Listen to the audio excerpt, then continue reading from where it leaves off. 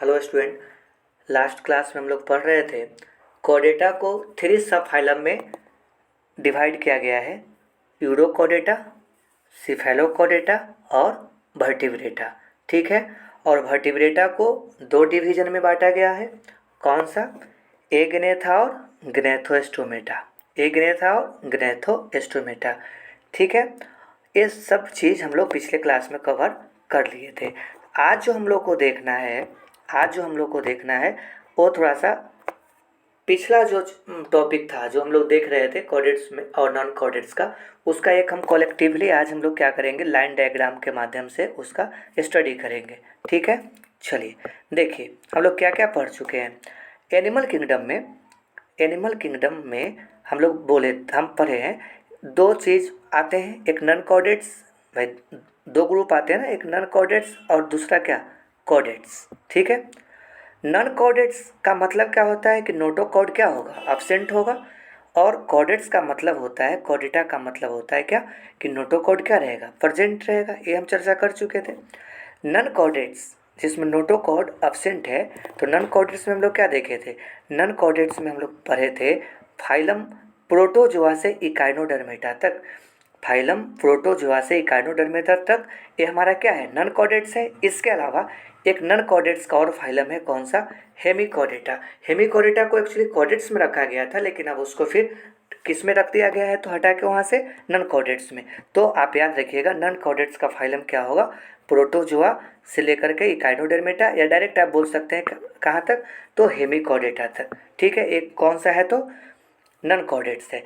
कोडेट्स में एक चीज़ हम आपको बताना चाह रहे हैं, कोडेट्स क्या होता है। तो कोडेट्स जो होगा उसको हम लोग बांटे थे किसमें, यूरोकोडेटा में। कोडेट्स को कितने सब फाइल में बांटे थे, यूरोकोडेटा में, सिफेलोकोडेटा में और क्रेनिएटा में। क्रेनिएटा बोले तो वर्टिब्रेटा। क्रेनिएटा किसको बोलते हैं, इसमें क्रेनियम होता है ना, ब्रेन बॉक्स होता है, उसे क्या बोलते हैं, क्रेनिएटा। और जिसमें ब्रेन बॉक्स नहीं होगा, क्रेनियम नहीं होगा, उससे हम लोग क्या बोलेंगे, ए क्रेनिएटा। ठीक है।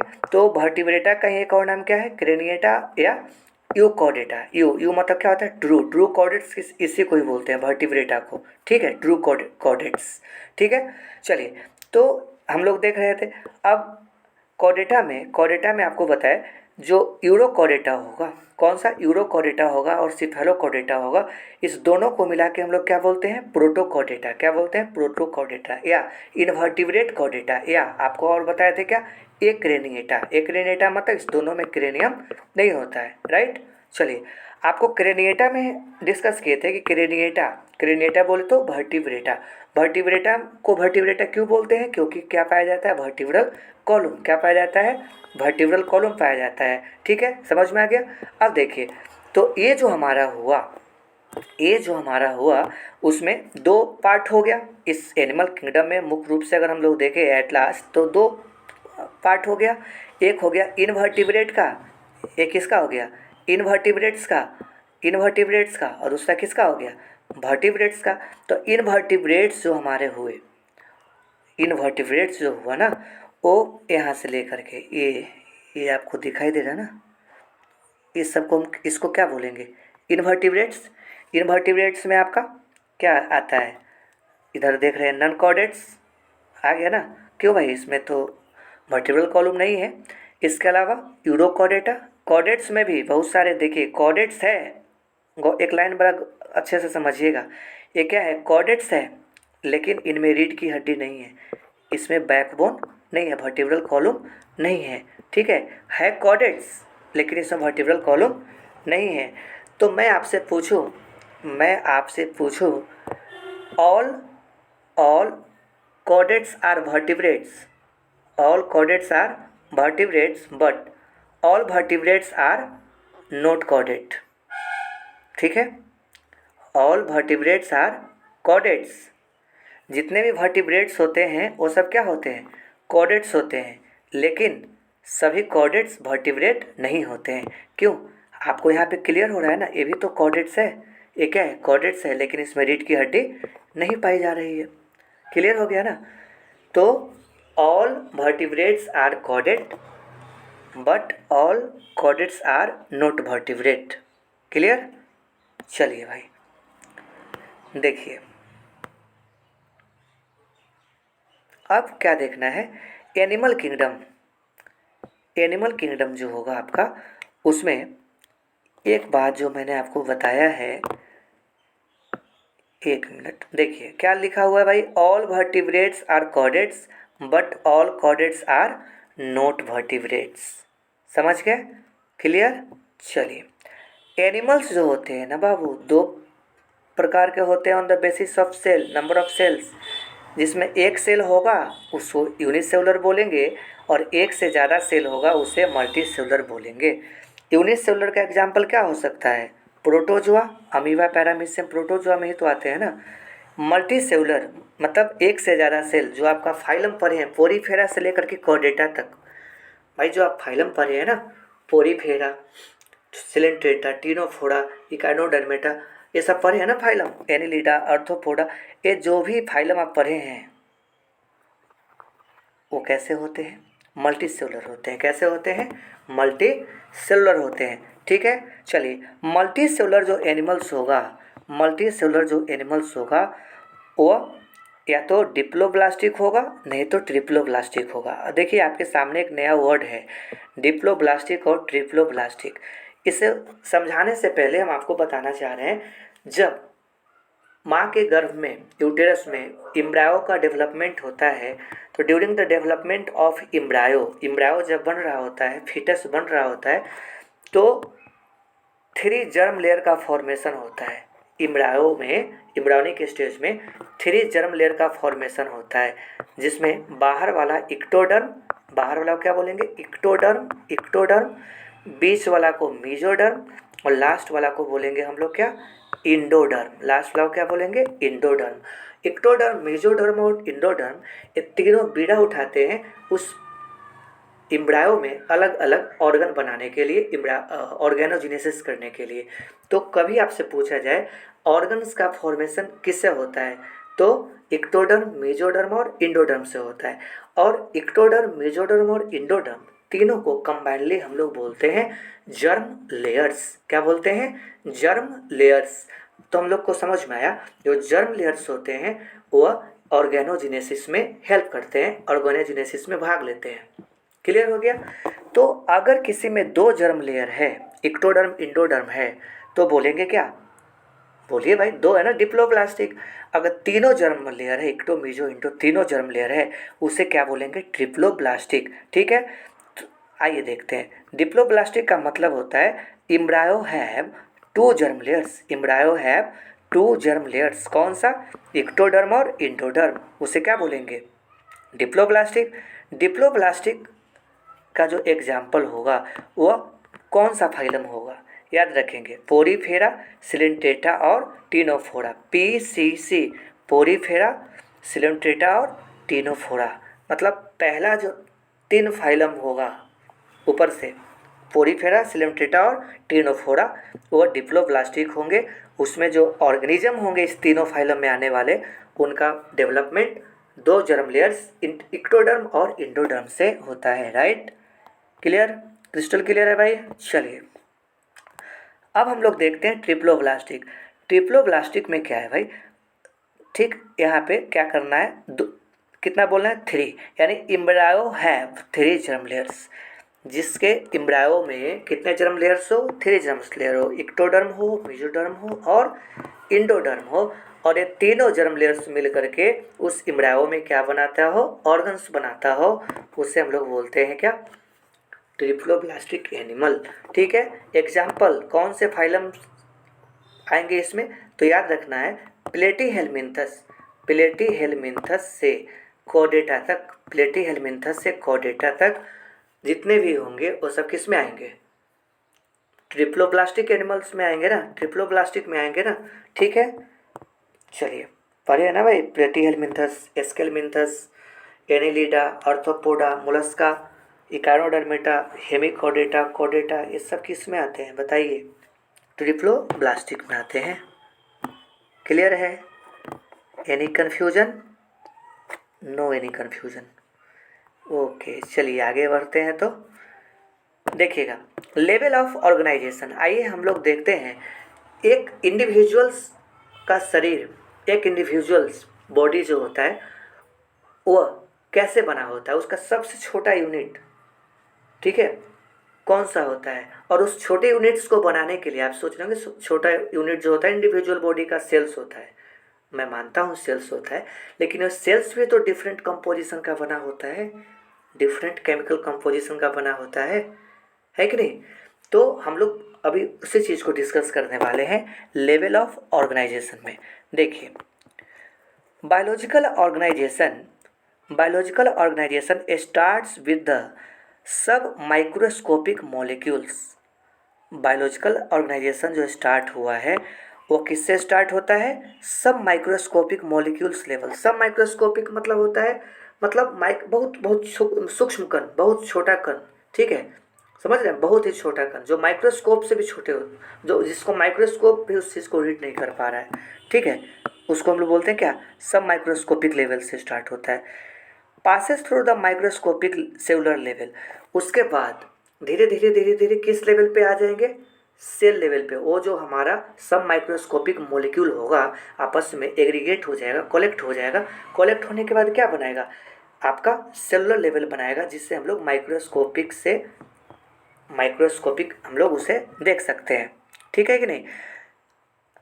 एंड माइक्रोस्कोपिक ऑर्गेनिज्म लेवल, उसके बाद वैसे ऑर्गेनिज्म का डेवलपमेंट होगा सेलुलर लेवल से जो या तो माइक्रोस्कोपिक होंगे जैसे बैक्टीरिया वगैरह, और मैक्रोस्कोपिक होंगे। मैक्रोस्कोपिक मतलब यही हुआ कि आप बड़े इंडिविजुअल्स का फॉर्मेशन होगा, ठीक है। माइक्रोस्कोपिक मतलब माइक्रोस्कोप से जिसे देखा जा सके, और मैक्रोस्कोपिक मतलब जिससे हम लोग खुले आंखों से देख सकते हैं, ठीक है। सोच रहे होंगे बंद आंखों से कौन देखता है सर, भाई मेरा बोलने का वो सेंस नहीं है, ठीक है। चलिए, okay. In the ecosystem and biosphere, उसके बाद इस इंडिविजुअल्स के कॉम्बिनेशन से धीरे धीरे एक क्या होते जाएंगे, आपका इकोसिस्टम बनेंगे, फिर अल्टीमेटली क्या बन जाएगा, पूरा जीव मंडल बन जाएगा। इसको हम अच्छे ढंग से समझेंगे आगे, ठीक है। बायोस्फीयर क्लियर हो गया। Atom are the lowest unit, देखो सबसे पहले क्या बना, एटम से आपका मॉलिक्यूल बना कि नहीं, फिर मॉलिक्यूल्स के मिलने से सेल्स बनते हैं कि नहीं। तो atoms are the lowest unit at the क्या, मॉलिक्यूलर लेवल। देखिए गौर करिएगा, यहाँ पे हम बात कर रहे हैं मॉलिक्यूलर लेवल में। मॉलिक्यूलर लेवल में, अरे भाई ये सेल है ना, ये डायरेक्ट सेल थोड़ी ना बन गया। इस सेल को बनाने के लिए क्या चाहिए, मॉलिक्यूल, और मॉलिक्यूल को बनाने के लिए क्या चाहिए, एटम चाहिए ना। भाई एटम के मिलने से क्या बनते हैं, मॉलिक्यूल से बनते हैं ना। तो इस सेल जो है, ये जो सेलुलर लेवल है, तो सेलुलर लेवल्स के अंदर भी तो कोई है, सब सेलुलर लेवल होगा कि नहीं होगा। सब उसके नीचे आपका क्या होगा, ये जो बायोमोलिक्यूल्स का लेवल होगा कि नहीं। तो जो एटम है उनके कम्बिनेशन से मॉलिक्यूल्स बन रहे हैं, उसके बाद मॉलिक्यूल्स से कम्बिनेशन से क्या बन रहे हैं, सेल ऑर्गेनेल्स बन रहे हैं, mitochondria, Golgi body, plasma membrane, cell wall, ये सब बनने की डायरेक्ट सेल थोड़े ना बन रहे हैं, ठीक है। यहाँ भी एक कहानी, मतलब डायरेक्ट सेल नहीं बन रहा है, पहले आपका सब सेलुलर लेवल से आ रहा है। कौन सा लेवल, सब सेलुलर लेवल, मतलब सेल से नीचे का लेवल आ रहा है, जिसमें आपका cytoplasm, cell wall, cell membrane, mitochondria, मतलब तमाम जो ऑर्गेनेल्स है वो बनते हैं, क्लियर। तो आप बात करेंगे किसका, अगर हम बात करेंगे मॉलिक्यूलर लेवल का, तो मॉलिक्यूलर लेवल में एटम क्या होगा, लोएस्ट यूनिट होगा, क्लियर हो गया। उसके बाद while the cell is the smallest unit of microscopic level, उसके बाद जो इंडिविजुअल बॉडी बनेगा वो उस इंडिविजुअल बॉडी का सबसे छोटा यूनिट क्या होगा, सेल होगा। इंडिविजुअल बॉडी का सबसे छोटा यूनिट क्या होगा, सेल होगा। और सेल आर द क्या है, स्मॉलेस्ट यूनिट, और ये सेल क्या होगा, बहुत छोटा यूनिट होगा। और वह किस लेवल पे होगा, माइक्रोस्कोपिक लेवल पे होगा। किस लेवल पे होगा, माइक्रोस्कोपिक लेवल पे होगा, ठीक है। तो सब माइक्रोस्कोपिक लेवल पे कौन था, हमारा मॉलिक्यूलर लेवल था। अरे भाई सब माइक्रोस्कोपिक लेवल मतलब छोटा छोटा माइक्रोस्कोप से भी नहीं दिख रहा था ना, एटम मॉलिक्यूल्स वगैरह, उसके मिलने से क्या बना, उसके मिलने से कॉम्बिनेशन से बना क्या, आपका सेलुलर लेवल। और सेल्स को हम लोग किससे देख सकते हैं, माइक्रोस्कोप से देख सकते हैं ना, समझिए ना, इतना आसान तो है, इसमें है कहाँ कुछ विशेष। चलिए आइए देखते हैं, अब हम आपको पूरा बायोलॉजिकल ऑर्गेनाइजेशन को समझाने जा रहे हैं, ठीक है, देखिए सबसे पहला जो आपका बना वो क्या है, एटम। क्या आया, एटम आया ना एग्जिस्टेंस में। एटम के कॉम्बिनेशन से मॉलिक्यूल्स, एटम्स के कॉम्बिनेशन से क्या बन रहे हैं, मॉलिक्यूल्स। मॉलिक्यूल्स के मिलने से क्या बन रहे हैं, सब सेलुलर स्ट्रक्चर। जस्ट आपको बताया था ना, सब सेलुलर स्ट्रक्चर्स लाइक क्या बनेंगे, वॉल बनेंगे, प्लाज्मा मेम्ब्रेन बनेंगे कि नहीं बनेंगे। इसके अलावा साइटोप्लाज्म बनेंगे, उस ऑर्गन्स और ऑर्गेनेल्स बनेंगे, ER, Golgi body, mitochondria, chloroplast, ribosome, lysosome, भाई बनेंगे कि नहीं बनेंगे। ठीक है, तो इससे हमें क्या बोलेंगे, इसको हम लोग बोलेंगे सब सेलुलर लेवल। उसके बाद सब सेलुलर लेवल्स के बाद जो हमारा होगा बाबू, सब सेलुलर लेवल्स के बाद जो हमारा होगा वो क्या होगा, सेलुलर लेवल होगा, सेल का फॉर्मेशन हो जाएगा। ठीक है, जब पूरे सेल्स के अंदर में माइटोकॉन्ड्रिया, गोल्जी बॉडी, जितने भी ऑर्गेनेल्स आ जाएंगे तो प्रॉपर ढंग से क्या बन जाएंगे, सेल्स बन जाएंगे। ठीक है, और सेल्स बनेंगे तो एनिमल सेल्स बन जाएंगे, प्लांट सेल्स बन सकते हैं, सिंगल सेल बन सकते हैं, बैक्टीरियल सेल जो भी होगा बन जाएगा कि नहीं बन जाएगा। अब और group of cells, group of similar cells अगर इन मिला देंगे, ग्रुप ऑफ सिमिलर सेल्स को आप मिला देंगे तब जा कर के क्या बन जाएगा, टिश्यू बन जाएगा। क्या बन जाएगा तब जा कर के, टिश्यू। उत्तक हिंदी में बोलते हैं, याद रखिएगा। ठीक है, टिश्यू बन गया भाई, एनिमल टिश्यू बने, एपिथेलियल टिश्यू। इसके अलावा कार्डियक टिश्यू, इसके अलावा आप पढ़े हैं क्या, नर्वस टिश्यू पढ़े हैं कि नहीं, नहीं पढ़े तो पढ़ लीजिएगा। ओके, पढ़ नहीं लीजिएगा, हम पढ़ा देंगे आपको खुद। टिश्यू के मिलने से ऑर्गन का फॉर्मेशन होता है। ठीक है, डिफरेंट टिश्यू, ठीक है, डिफरेंट ऑर्गन्स को बनाते हैं। एक मिनट, चलिए देखिए, तो टिश्यू के मिलने से किसका फॉर्मेशन होता है, ऑर्गन्स का फॉर्मेशन होता है। ऑर्गन्स लाइक स्टोमक, लंग्स, लिफ, ये प्लांट का ऑर्गन है कि नहीं। ठीक है, ऑर्गन्स बन गए। और ऑर्गन्स के मिलने से क्या बनेंगे, ऑर्गन सिस्टम। ऑर्गन वो ऐसे ऑर्गन जिनका लक्ष्य एम एक ही हो, मतलब उनका फंक्शन, एसोसिएटेड फंक्शन सेम हो। जैसे डाइजेस्टिव सिस्टम की बात करें तो डाइजेस्टिव सिस्टम में केवल माउथ तो नहीं ना आएगा बाबू, फूड पाइप आएगा, स्टोमक आएगा, लिवर आएगा, पेनक्रियाज आएगा। तो वैसे ऑर्गन्स जो सेम फंक्शन को परफॉर्म करे, सेम फंक्शन से एसोसिएटेड हो। अब ऐसा तो नहीं कि डाइजेस्टिव सिस्टम में आप ब्रेन को भी इंक्लूड करेंगे। ब्रेन का काम क्या है, आपको बॉडी को कंट्रोल करना, कंट्रोलर है ना। ठीक है, न्यूरॉन्स होते हैं उसमें जो आप सेंसिटिव सेंसेशन में हेल्प करता है, तो वो नर्वस सिस्टम बनाएंगे। और डाइजेशन से रिलेटेड ऑर्गन्स होंगे वो डाइजेस्टिव सिस्टम बनाएंगे। तो मैं यहाँ पे आपको क्लियर कर दूँ, जो ऑर्गन्स का ग्रुप होगा, ठीक है, जिनका एसोसिएटेड फंक्शन होगा, सेम फंक्शन होगा, वो बनाएंगे क्या, ऑर्गन सिस्टम। जैसे डाइजेस्टिव सिस्टम, रेस्पिरेटरी सिस्टम। ठीक है, अगर हम प्लांट की बात करें तो शूट सिस्टम और रूट सिस्टम, है कि नहीं, क्लियर। चलिए, समझ में आ गया, क्लियर हो गया, समझ में आ गया। और ऑर्गन्स के मिलने से, पूरे ऑर्गन सिस्टम के मिलने से, जितने भी ऑर्गन सिस्टम है सब आपके बॉडी में अगर मिल जाते हैं तब एक इंडिविजुअल्स बॉडी का फॉर्मेशन होता है, एक इंडिविजुअल बॉडी का फॉर्मेशन होता है, एक ऑर्गेनिज्म बन जाता है। इंडिविजुअल बोले तो एक ऑर्गेनिज्म का फॉर्मेशन हो जाता है, क्लियर। एक ऑर्गेनिज्म बन जाएंगे बाबू। ठीक है, तो एक ऑर्गेनिज्म में क्या होगा, different kinds of organ system. ठीक है, अब ऑर्गेनिज्म जब इंडिविजुअल मिलेंगे ढेर सारा, एक आदमी, दो आदमी, तीन आदमी, एक डॉग, दूसरा डॉग, तीसरा डॉग, तो क्या मिलेगा, क्या बनेगा तो पॉपुलेशन बनेगा।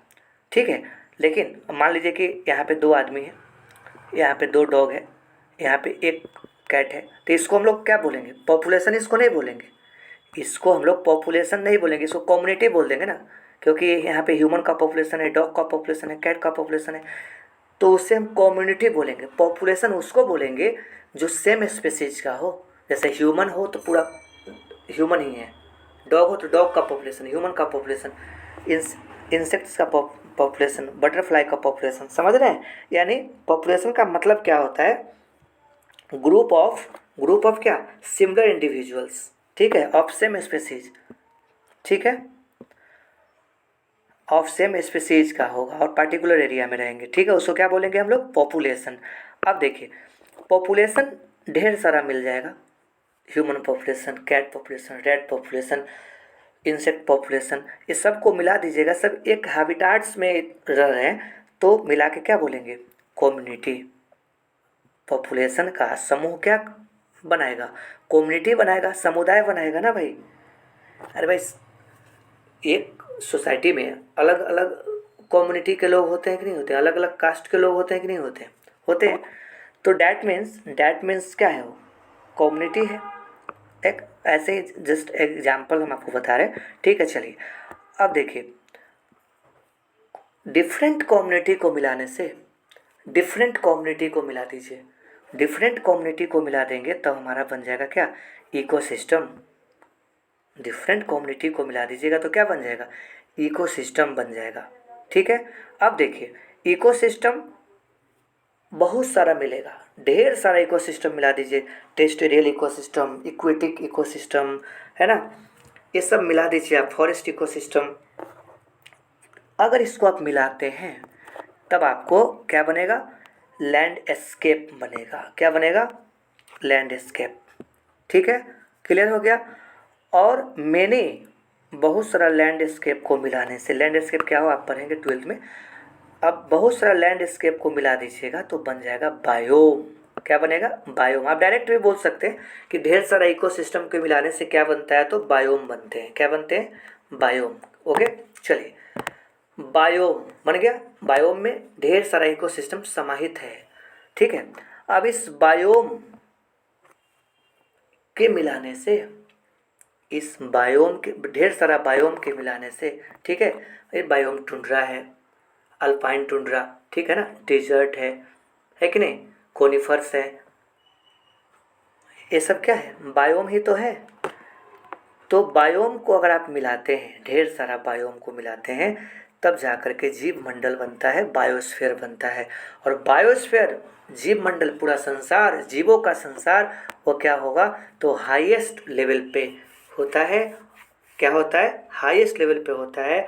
और सबसे स्मॉलेस्ट लेवल पे क्या था, तो सेलुलर लेवल था। सबसे स्मॉलेस्ट लेवल पे क्या था, तो सेलुलर लेवल पे था कि नहीं, सेलुलर लेवल पे था, माइक्रोस्कोपिक सेलुलर लेवल पे था। सब मॉलिक्यूलर लेवल पे सबसे छोटा कौन सा था, तो एटम था।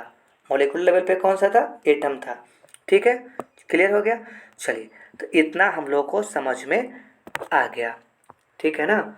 चलिए तो डियर स्टूडेंट्स आज हम लोग इतना ही रहने देते हैं और इस चीज़ को आप रिवाइज करिए।